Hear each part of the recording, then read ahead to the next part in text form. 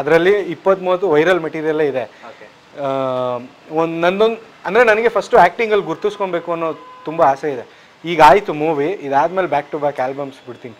ಕೆಲಸ ಬೇರೆದು ಅಷ್ಟೇನು ಮಾಡಿಲ್ಲ ಸರ್, ಬಿಸ್ನೆಸ್ ಮಾಡಬೇಕಂತ ಅಂದ್ಕೊಂಡಿದ್ದೆ. ಬಟ್ ಲೇಟರ್ ಅಣ್ಣ ಝಿಯಲ್ಲಿ ವರ್ಕ್ ಮಾಡ್ತಾನೆ, ಸೊ ಅವನು ನನಗೆ ಇಂಡಸ್ಟ್ರಿ ಕರ್ಕೊಂಬಂದಿದ್ದು ಒಂದು ಝಿಯಲ್ಲಿ ಪ್ರೋಮೋ ಮಾಡಿಸ್ತಾ.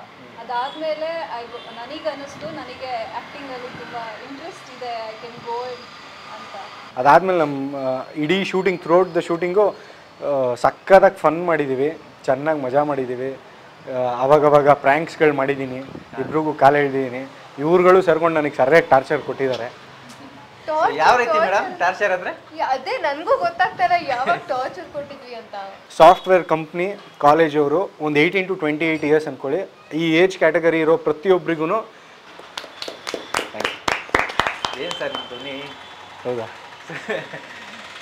ಸರಿಗಿತ್ತು ಮೇಡಮ್ ಹಾಡು ಸರ್ ಧ್ವನಿಯಲ್ಲಿ? ತುಂಬ ಸೂಪರ್ ಹೇಳಿದ್ದೀವಿ ಸರ್, ತುಂಬ ಚೆನ್ನಾಗಿತ್ತು. Super sir. ಸರ್ ಈ ಥರದ್ದು ಇನ್ನೂ ಯಾವ್ಯಾವ ಥರ ಎಷ್ಟು ಅಂದರೆ ಯಾವ್ಯಾವ ಥರ ಸಾಂಗ್ ನಾವು ಎಕ್ಸ್ಪೆಕ್ಟ್ ಮಾಡ್ಬೋದು ಕನ್ನಡಿಗರು ಅಂತ ಅಂದರೆ ಮುಂದಿನ ದಿನಗಳಲ್ಲಿ? ಸರ್ ಮುಂದೆ ಈ ಸಿನಿಮಾ ಆದಮೇಲೆ ಇಮ್ಮಿಡಿಯೇಟ್ ಆಲ್ಬಮ್ ಮಾಡಬೇಕು ಅನ್ನೋ ಆಸೆ ಇದೆ. ಇಮ್ಮಿಡಿಯೇಟ್ ಒಂದು ಬ್ಲಾಕ್ ಬಸ್ಟರ್ ಆಲ್ಬಮ್ ಅಂತೂ ಕೊಡ್ತೀನಿ. ಅದಾದಮೇಲೆ ಒಂದಷ್ಟು ನನ್ನ ಹತ್ರ ಆಲ್ರೆಡಿ ಒಂದು 40-50 ಸಾಂಗ್ಸ್ ರೆಡಿ ಪ್ಯಾಕೇಜ್ ಇದೆ. ಅದರಲ್ಲಿ 20-30 ವೈರಲ್ ಮೆಟೀರಿಯಲ್ಲೇ ಇದೆ. ಒಂದು ನಂದೊಂದು ಅಂದರೆ ನನಗೆ ಫಸ್ಟು ಆ್ಯಕ್ಟಿಂಗಲ್ಲಿ ಗುರ್ತಿಸ್ಕೊಬೇಕು ಅನ್ನೋ ತುಂಬ ಆಸೆ ಇದೆ. ಈಗ ಆಯಿತು ಮೂವಿ, ಇದಾದ್ಮೇಲೆ ಬ್ಯಾಕ್ ಟು ಬ್ಯಾಕ್ ಆಲ್ಬಮ್ಸ್ ಬಿಡ್ತೀನಿ. Super sir. ಮೇಡಮ್ ನಾನು ಆ್ಯಕ್ಚುಲಿ ಸ್ಟಾರ್ಟಿಂಗೇ ಕೇಳಬೇಕಿತ್ತು ನಾನು, ಸೊ ಇವಾಗ ಹೇಳ್ತಿದ್ದೀನಿ. ಸೊ ನಿಮ್ಮ ಒಂದು ಚಿಕ್ಕ ಒಂದು ಕಿರು ಪರಿಚಯ ಬಗ್ಗೆ ಹೇಳೋದಾದ್ರೆ, ಸೊ ಏನೆಲ್ಲ ಮಾಡ್ಕೊಂಡಿದ್ರಿ ಸಿನಿಮಾ ಹೊರತುಪಡಿಸಿ ಅಂತ? ಸಿನಿಮಾ ಹೊರತುಪಡಿಸಿ ನಿಮ್ಮ ಒಂದು ಹಿನ್ನೆಲೆ ಬಗ್ಗೆ ಹೇಳೋದಾದ್ರೆ? ಇದು ನಾನು ಫ್ಯಾಷನ್ ಡಿಸೈನಿಂಗ್ ಮಾಡ್ಕೊಂಡಿರೋದು ಮಾಸ್ಟರ್ಸಲ್ಲಿ. ಸೊ ಒಂದು 2-3 ಮಂತ್ಸ್ ಕಂಪ್ನಿಯಲ್ಲಿ ವರ್ಕ್ ಮಾಡಿದೆ. ಅದಾದಮೇಲೆ ಅದ ನಂತರ ನಾನು ಆ್ಯಕ್ಟಿಂಗ್ ಅಂತಲೇ ಫುಲ್ ಟೈಮ್ ಬಂದಿದ್ದೆ. ಚೆನ್ನಾಗಿರುತ್ತೆ ಅವ್ರದ್ದೆಲ್ಲ ಅಷ್ಟೇ ಶಾರ್ಟ್ ಆ್ಯಂಡ್ ಸ್ವೀಟಾಗಿರುತ್ತೆ. ಕೆಲಸ ಬೇರೆದು ಅಷ್ಟೇನು ಮಾಡಿಲ್ಲ ಸರ್, ಬಿಸ್ನೆಸ್ ಮಾಡಬೇಕಂತ ಅಂದ್ಕೊಂಡಿದ್ದೆ. ಬಟ್ ಲೇಟರ್ ಅಣ್ಣ ಝಿಯಲ್ಲಿ ವರ್ಕ್ ಮಾಡ್ತಾನೆ, ಸೊ ಅವನು ನನಗೆ ಇಂಡಸ್ಟ್ರಿ ಕರ್ಕೊಂಬಂದಿದ್ದು ಒಂದು ಝಿಯಲ್ಲಿ ಪ್ರೋಮೋ ಮಾಡಿಸ್ತಾ.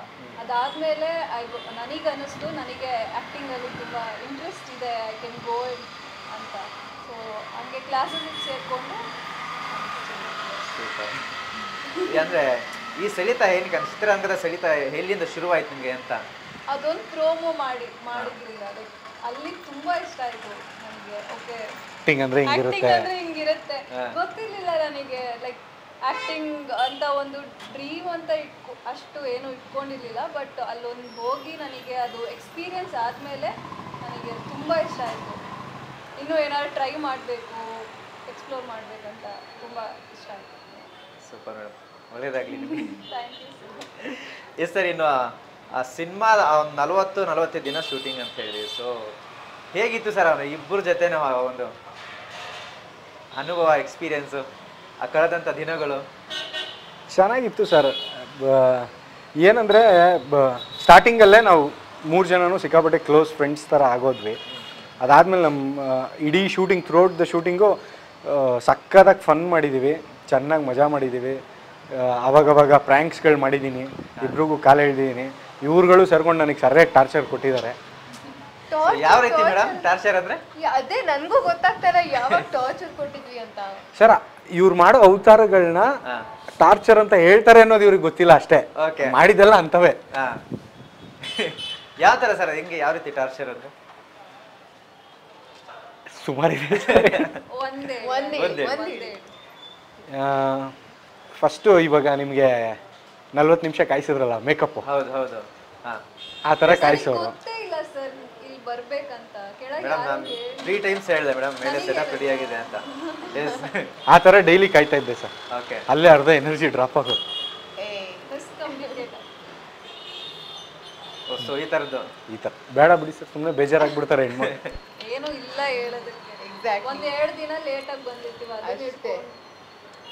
ಓಕೆ ಓಕೆ ಓಕೆ, ಸುಮ್ಮನೆ ತಮಾಷೆ ಮಾಡ್ತಾ ಇದ್ದೀನಿ sir. On time actually shooting 6 ಗಂಟೆಗೆ ಶುರು ಆದರೆ 5:15 ಇವರಿಬ್ಬರು ಅಲ್ಲಿರೋರು ಸೆಟ್ಟಲ್ಲಿ. ಆಮೇಲೆ ನಾವು ಏನು ಇಲ್ಲಿ ಅಂತ ಅದು ಇವ್ರದ್ದು ಪರ್ಫೆಕ್ಷನ್ ಇಷ್ಟು. ಆ್ಯಕ್ಟಿಂಗು ಅಷ್ಟೇ.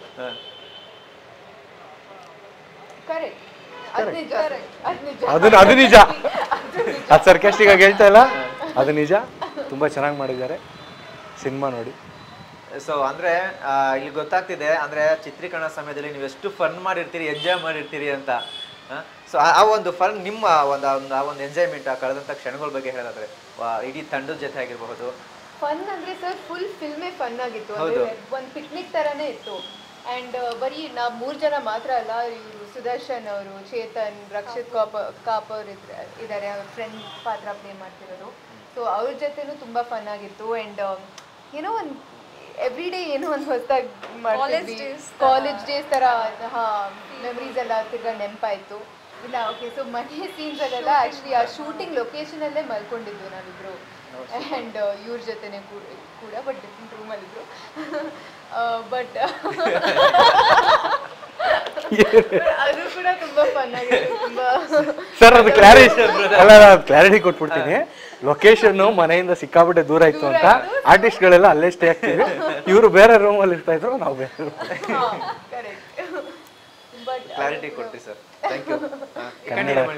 ತುಂಬ ಮಜಾ ಮಾಡಿದ್ವಿ. ಅಂದರೆ ಗೇಮ್ಸ್ ಎಲ್ಲ ಆಡ್ತಿದ್ವಿ, ಅಂತಾಕ್ಷರಿ, ದಂಶರ ಆಡ್ತಿದ್ವಿ ಎಲ್ಲ. ಚೆನ್ನಾಗಿತ್ತು.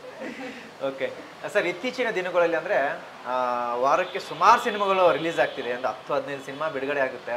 ಸೊ ತುಂಬ ಚೆನ್ನಾಗಿ ಕಂಟೆಂಟ್ಗಳಿರುತ್ತೆ. ಸಿನಿಮಾ ಚಿತ್ರಮಂದಿರದಲ್ಲಿ ಅಷ್ಟೇ ಗಟ್ಟಿಯಾಗಿ ನಿಲ್ಲಲ್ಲ. ಸೊ ಈ ಸಿನಿಮಾ ಪ್ರೇಕ್ಷಕರು ಯಾವ ರೀತಿ ಅಂದರೆ ಹೆಂಗೆ ನಿಲ್ಲುತ್ತೆ, ಯಾವ ಮಟ್ಟದಲ್ಲಿ ನಿಲ್ಲುತ್ತೆ ಅಂದ್ಕೊಳ್ತೀರಿ? ಎಷ್ಟು ಗಟ್ಟಿಯಾಗಿ ನಿಲ್ಲುತ್ತೆ, ಸ್ಟ್ರಾಂಗ್ ಆಗಿ ಅಂತ?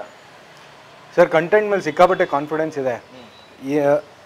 ಇಬ್ಬರು ಹೀರೋಯಿನ್ ಜೊತೆ ಯಾವುದೇ ಸಿನಿಮಾ ಇದುವರೆಗೂ ಬಂದಿದೆಯೋ ಅದೆಲ್ಲ ಸಿನಿಮಾದಲ್ಲೂ ಒಂದಷ್ಟು ರಿಲೇಟಬಲ್ ಪಾಯಿಂಟ್ಸ್ನ ನಮ್ಮ ಪೋಸ್ಟರು ಅಥವಾ ಟ್ರೈಲರ್ ನೋಡಿದ್ರೆ ಇಮಿಡಿಯೇಟಾಗಿ ಅನ್ಕೊತಾರೆ, ಅರಸು ಥರ ಇರ್ಬೋದು, ಹಿಂಗಿರ್ಬೋದು, ಹಂಗಿರ್ಬೋದು ಅಂತ. ಬಟ್ ನನ್ನ ಕಾನ್ಫಿಡೆನ್ಸ್, ನಮ್ಮ ಟೀಮ್ ಕಾನ್ಫಿಡೆನ್ಸ್ ಏನಂದರೆ, ಇಬ್ಬರು ಹೀರೋಯಿಂದ ಯಾವ್ಯಾವ ಸಬ್ಜೆಕ್ಟ್ ಇಲ್ಲಿವರೆಗೂ ಬಂದಿದೆಯಲ್ಲ ಅದು ಯಾವುದ್ರದ್ದು ಹತ್ತತ್ರನೂ ನಾವು ಹೋಗಿಲ್ಲ. Complete different opposite. ಆಮೇಲೆ ತುಂಬ ಅಂದರೆ ತುಂಬ ಫ್ರೆಶ್ ಲೈನು. ಬರೀ ಕನ್ನಡ ಅಲ್ಲ, ಇನ್ನೂ ಇಂಡಿಯಾ ಅಥವಾ ಪ್ರಪಂಚದಲ್ಲೇ ನಾನು ಇನ್ನೂ ಕೇಳಿಲ್ದಿರೋ ಒಂದು ಫ್ರೆಶ್ ಲೈನ್. ಅದ್ರ ಬಗ್ಗೆ ಹೆವಿ ಕಾನ್ಫಿಡೆನ್ಸ್ ಇದೆ. ಆಮೇಲೆ ಸ್ಟ್ರಾಂಗಾಗಿ ಬಿಲೀವ್ ಮಾಡೋದೇನು ಅಂತ ಅಂದರೆ, ಇಲ್ಲಿವರೆಗೂ ಒಳ್ಳೆ ಸಿನಿಮಾ ಯಾವುದೂ ಸೋತಿಲ್ಲ ಸರ್. ಕಳೆದೋಗಿರ್ಬೋದು ಬಟ್ ಸೋತಿಲ್ಲ.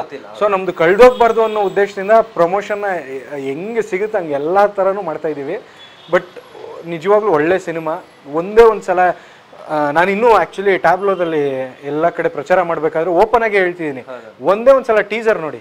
ನಿಮ್ಗೆ ಇಷ್ಟ ಆಯಿತು ಅಂದರೆ ಮಾತ್ರ ಸಿನಿಮಾಗೆ ಬನ್ನಿ, ಇಲ್ಲಾಂದರೆ ಬೇಡವೇ ಬೇಡ. ಟೀಸರ್ ನೋಡಿ, ನಿಮ್ಗೆ ಗೊತ್ತಾಗುತ್ತೆ. ಹಂಗೆ ನಮ್ಮ ಟ್ರೈಲರು ನೋಡಿ, ಟ್ರೈಲರು, ಟೀಸರು, ನಮ್ಮ ಸಾಂಗ್ಸ್ ನೋಡಿ, ಎಲ್ಲ ಇಷ್ಟ ಆಯಿತು ಅಂದರೆ ಮಾತ್ರ ಸಿನಿಮಾಗೆ ಬನ್ನಿ, ಇಲ್ಲಾಂದರೆ ಬೇಡ. ಏಕೆಂದರೆ ನಿಮ್ಮ ಯಾರ್ದು ದುಡ್ಡು ಟೈಮು ವೇಸ್ಟ್ ಮಾಡೋಕ್ಕೆ ನಮಗೂ ಇಂಟ್ರೆಸ್ಟ್ ಇಲ್ಲ. ಬಟ್ ನೋಡಿದ್ರೆ 100% ಜನರಿಗೆ ಇಷ್ಟ ಆಗುತ್ತೆ ಅನ್ನೋ ಅಭಿಪ್ರಾಯ ಇದೆ ಸರ್. ಎಸ್ ನೀವೇನು ಹೇಳ್ತೀರಿ ಮೇಡಮ್, ಸಿನಿಮಾ ಬರ್ತಕ್ಕಂಥ ಪ್ರೇಕ್ಷಕರಿಗೆ ಸಿನಿಮಾ ನೋಡಿದವರು ಏನು ತೊಗೊಂಡು ಹೋಗ್ತಾರೆ ಹೊರಗಡೆ ಥಿಯೇಟ್ರಿಂದ ಆಚೆ ಹೋಗ್ಬೇಕಾದ್ರೆ? ಬೇಸಿಕ್ಲಿ ಸರ್ ನಾವು ಯಾಕೆ ಸಿನಿಮಾ ನೋಡ್ತೀವಿ? ಫನ್, ಎಂಜಾಯ್ಮೆಂಟ್ ಸಿಗೋಕ್ಕೆ ನೋಡ್ತೀವಿ. ಸೊ ಈ ಸಿನಿಮಾಲಿ ಆ ಎಂಟರ್ಟೈನ್ಮೆಂಟ್, ಕಾಮಿಡಿ ಗ್ಯಾರಂಟಿ ಅಂತ ಹೇಳ್ಬೋದು. ಆ್ಯಂಡ್ ಅದನ್ನು ಬಿಟ್ಟರೆ ಇಲ್ಲಿ ತನಕ ಜಾಸ್ತಿ ಹುಡುಗರ ಫ್ರೆಂಡ್ಶಿಪ್ ಮೇಲೆ ಫೋಕಸ್ ಮಾಡ್ತಾರೆ ನಮ್ಮ ಸಿನಿಮಾದಲ್ಲಿ. ಬಟ್ ಈ ಫಿಲ್ಮಲ್ಲಿ ಹುಡುಗಿ ಫ್ರೆಂಡ್ಶಿಪ್ ಎಷ್ಟು ಗಟ್ಟಿಯಾಗಿರುತ್ತೆ, ಯಾಕೆ ಅಷ್ಟು ಇಂಪಾರ್ಟೆಂಟ್ ಅಂತ ತೋರಿಸ್ತೀವಿ. ಸೊ ಅದು ಒಂದು ತುಂಬ ಹೊಸದಾಗಿ ತೋರಿಸ್ತೀವಿ. ಸೊ ಅದನ್ನ ಈ ಥರದ ಎಲಿಮೆಂಟ್ಸ್ಗಳು ತುಂಬ ಇದೆ ಸಿನಿಮಾದಲ್ಲಿ. ಎಸ್ ಮೇಡಮ್, ಮೇಡಮ್ ತುಂಬ ಸೈಲೆಂಟ್ ಅಲ್ಲ, ಸೊ ನಾನೇನು ಹೇಳೋದಿಲ್ಲ ಅಂತಾರೆ. ಹೌದು, ಇದು copy paste same points. And also Kannada movie ಹೊಸಬ್ರು, ಸೊ ಎಲ್ಲ ಖಂಡಿತ ನೋಡಿ, ಖಂಡಿತ ಎಲ್ಲ ಥಿಯೇಟ್ರಿಗೆ ಬಂದು ನೋಡಿ, ಆರಿಸಿ ಆಶೀರ್ವದಿಸಿ ಅಂತ ಹೇಳ್ತೀರಾ? But for sure fun, love, friendship ಎಲ್ಲ ಇದೆ. ಎಲ್ಲರೂ ತುಂಬ ಎಂಜಾಯ್ ಮಾಡ್ತಾರೆ. ಒಂದು ಒಳ್ಳೆ ರಿಲ್ಯಾಕ್ಸೇಷನ್ ಸಿಗುತ್ತೆ. ನೋಡ್ಬೋದು, ತುಂಬ ಚೆನ್ನಾಗಿದೆ. ಎಸ್ ನಾವು ಫನ್ ಮಾಡಿದ್ದೀವಿ, ಅವರು ಫನ್. ಟ್ರಾನ್ಸ್ಲೇಟ್ ಆಗುತ್ತೆ. ಸಂದರ್ಶನದ ಕೊನೆಯ ಹಂತದಲ್ಲಿ ಹೋಗಿದ್ದೀವಿ ಅಂತಲೇ ಹೇಳ್ಬಹುದು. ಸೊ ಇದೇ ನವೆಂಬರ್ 21ಕ್ಕೆ ಕಂಗ್ರ್ಯಾಚುಲೇಷನ್ಸ್ ಬ್ರದರ್ಸ್ ಸಿನಿಮಾ ಬಿಡುಗಡೆ ಆಗ್ತಿದೆ ರಾಜ್ಯಾದ್ಯಂತ. ಸೊ ನೀವಿಬ್ಬರು ಎಷ್ಟು ವೆಯ್ಟ್ ಮಾಡ್ತಿದ್ದೀರಿ ನಿಮ್ಮ ಸಿನಿಮಾಗಾಗಿ? ಜನಗಳು ಯಾವ ರೀತಿ ರಿಸೀವ್ ಮಾಡ್ತಾರೆ ಅಂತೇಳಿ? ಇಬ್ಬರು ಪೀಕ್ ಲೆವೆಲಲ್ಲಿದೆ. ಎಸ್ಪೆಷಲಿ ಪ್ರಮೋಷನಲ್ ಟೂರ್ ಆದಮೇಲೆ ಇನ್ನೂ ಜಾಸ್ತಿ ಆಗಿದೆ. ಯಾಕಂದರೆ ಎಲ್ಲರ ಜೊತೆ ಇಂಟ್ರ್ಯಾಕ್ಟ್ ಮಾಡಿದ್ದೀವಿ, ಅವ್ರು ತುಂಬ ಚೆನ್ನಾಗಿ ರಿಸೀವ್ ಮಾಡಿದ್ದಾರೆ. ಸೊ ಆ ಎಕ್ಸೈಟ್ಮೆಂಟ್ ಇನ್ನೂ ಫೀಡ್ ಆಗ್ತಾ ಇದೆ ನಮಗೆ. ಸೊ ಎಲ್ಲ ಕಡೆನೂ ಹೋರಾಡಿದ್ದೀರಿ, ಹೇಗಿತ್ತು ಅಲ್ಲಿನ ಜನಗಳ ಒಂದು ಅಭಿಪ್ರಾಯ? ತುಂಬಾ ಚೆನ್ನಾಗಿತ್ತು, ಎಲ್ಲರ ಎನರ್ಜಿ, ಎಲ್ಲರ ಸಪೋರ್ಟ್ ತುಂಬಾ ಚೆನ್ನಾಗಿತ್ತು. ಎಸ್ ಸರ್, ಏನು ಹೇಳ್ತೀರಿ ಸರ್ ಕೊನೆಯದಾಗಿ ಹೇಳೋದಾದರೆ, ಇವತ್ತಿನ ಯೂತ್ಸ್ಗಳನ್ನ ಅವ್ರ ಮನಸ್ಥಿತಿಗಳನ್ನ ರಿಫ್ಲೆಕ್ಟ್ ಮಾಡೋಕ್ಕೆ ಇತ್ತೀಚೆಗೆ ಯಾವ ಸಿನಿಮಾನೂ ಬಂದಿಲ್ಲ ಸರ್. ನಾವು ನೋಡಿರೋ ಅಂದರೆ ನನಗೆ ಪರ್ಸ್ನಲಿ ನಾನು ನೋಡಿರೋಂಗೆ ಲಾಸ್ಟ್ ಕಿರಿಕ್ ಪಾರ್ಟಿ ಇತ್ತು, ಕಾಲೇಜು ಅವರು ಆ ಏಜ್ ಗ್ರೂಪ್ಗೆ ಮೈಂಡ್ ಸೆಟ್ಟಿಗೆ ಸೆಟ್ ಆಗೋ ಥರ. ಈ ಸಿನಿಮಾನೂ ಅಷ್ಟೇ, ಸಾಫ್ಟ್ವೇರ್ ಕಂಪ್ನಿ ಕಾಲೇಜವರು ಒಂದು 18 to 28 ಇಯರ್ಸ್ ಅಂದ್ಕೊಳ್ಳಿ, ಈ ಏಜ್ ಕ್ಯಾಟಗರಿ ಇರೋ ಪ್ರತಿಯೊಬ್ಬರಿಗೂ ತುಂಬ ಸೂಪರಾಗಿ ಕನೆಕ್ಟ್ ಆಗುತ್ತೆ. ಅದ್ರ ಮೇಲಿರುವಂತಹ ಫ್ಯಾಮಿಲಿಗಳು ಅವ್ರೇನಕ್ಕೆ ನೋಡಬೇಕು ಅಂತ ಅಂದರೆ, ನಮ್ಮ ಸುತ್ತ ಇರೋ ಮಕ್ಕಳ ತಲೆಯಲ್ಲಿ ಏನು ಓಡ್ತಿದೆ, ಅವ್ರ ಆಲೋಚನೆಗಳು ಹೆಂಗಿದೆ, ಕಾಲೇಜ್ಗೆ ಹೋಗ್ಬೇಕಾದ್ರೆ ಅವ್ರು ಯಾವ ಥರ ಯೋಚನೆ ಮಾಡ್ತಿದ್ದಾರೆ, ಆಫೀಸಲ್ಲಿ ಅವ್ರು ಥಿಂಕಿಂಗ್ ಯಾವ ಥರ ಇದೆ, ಅದನ್ನೆಲ್ಲ ತಿಳ್ಕೊಳ್ಳೋಕ್ಕೆ ಒಂದು ಸಲ ನೋಡ್ಬೇಕು. ಏನಕ್ಕೆ ಅಂತಂದರೆ ಕಮ್ಯುನಿಕೇಟ್ ಮಾಡೋಕ್ಕೆ ಈಸಿಯಾಗಿರುತ್ತೆ. ಆ ಥರ ಕಮ್ಯುನಿಕೇಟ್ ಮಾಡಿದ್ರೆ ಮಕ್ಕಳು ಈಸಿಯಾಗಿ ಹೋಗಿ ಇವಾಗ ಅಪ್ಪ ನಾನು ಇವಳನ್ನ ಲವ್ ಮಾಡ್ತಾ ಇದ್ದೀನಿ, ಅಥವಾ ಇವತ್ತು ಬ್ರೇಕಪ್ ಆಯಿತು ಬೇಜಾರಲ್ಲಿ ಇದ್ದೀನಿ ಅಂತ ಹೇಳ್ಕೊಬೋದು. ಇದೇನು ಇಲ್ದಲೇ ಸ್ಟ್ರೈಟಾಗಿ ಬರೀ ಫ್ರೆಂಡ್ಸ್ ಹತ್ರ ಮಾತ್ರ ಹೇಳ್ಕೊತಾರೆ. ಸೊ ಅದಕ್ಕೋಸ್ಕರ ಪ್ರತಿಯೊಬ್ಬರೂ ನಮ್ಮ ಸಿನಿಮಾ ನೋಡಬೇಕು. ಇವತ್ತಿನ ಯುವಕರ ಕನ್ನಡಿ ಅಂತ ಹೇಳ್ಬೋದು. ಇವತ್ತಿನ ಯುವಕರ ಕನ್ನಡಿ ನಮ್ಮ ಕಂಗ್ರಾಚುಲೇಷನ್ ಬ್ರದರ್. ಎಸ್, ಕೊನೆಯದಾಗ ಏನಾದ್ರು ಹೇಳ್ತೀರಾ ನೀವು ಇಬ್ರು? ಅಷ್ಟೇ ಸರ್, ಎಲ್ಲ ಹೇಳಿದ್ದೀರಿ. ಟ್ರೇಲರ್ ಕೂಡ ರಿಲೀಸ್ ಆಗಿದೆ, ನೀವೇ ನೋಡ್ತಾ ಇದ್ದೀರಾ ಎಷ್ಟು ಯುನೀಕ್ ಆಗಿದೆ ಕಾನ್ಸೆಪ್ಟ್ನ ಅಂತ. ಸೊ ದಯವಿಟ್ಟು ಎಲ್ಲರೂ ಬಂದು ನೋಡಿ, ಡಿಸಪಾಯಿಂಟ್ ಆಗಲ್ಲ ಅಂತ ಗ್ಯಾರಂಟಿ ಕೊಡ್ಬೋದು. ಸೊ ಸಪೋರ್ಟ್, ನಿಮ್ಮ ಆಶೀರ್ವಾದ ಹೀಗೆ ಇರಲಿ. ಥ್ಯಾಂಕ್ ಯು ಸೋ ಮಚ್ ನಿಮ್ಮ ಸಮಯವನ್ನು ನಮಗೆ ಕೊಟ್ಟಿದ್ದಕ್ಕೆ. ಸೂಪರ್ ಆಗಿದೆ ಟ್ರೈಲರು. ನೀವು ಎಕ್ಸೈಟೆಡ್ ಆಗಿದ್ದೀರಾ? ತುಂಬ ಅಂದರೆ ನಾನು ಎಂಜಾಯ್ ಮಾಡಿದೆ ಅದು ನೋಡಿ. ಸೊ ಈ ಸಿನಿಮಾ ನೋಡಿದ್ರೆ ಇನ್ನೂ ಜಾಸ್ತಿ ಎಂಜಾಯ್ ಮಾಡ್ಬೋದು ಅನ್ಕೊಳ್ತೀನಿ ನಾನು. ಸೊ 21ಕ್ಕೆ ಕಾಯ್ತಾ ಇದ್ದೀನಿ. ಸೊ ನಿಮ್ಮ ಜೊತೆನೇ ಬಂದು ನಾನು ಸಿನಿಮಾ ನೋಡ್ತೀನಿ. Thank you so much. Thank you sir.